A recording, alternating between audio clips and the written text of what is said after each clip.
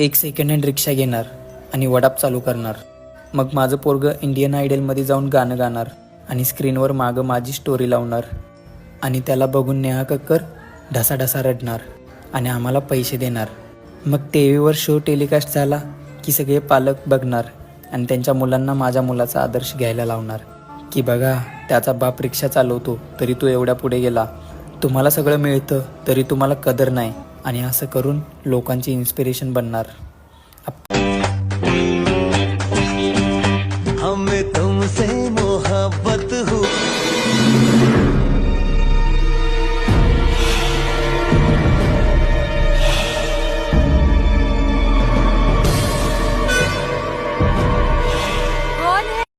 ಲಡ್ಡು ಮುತ್ಯನ ಅವತಾರ ಈಗಿನ ಸಂಚಾರಿ ದೇವರ.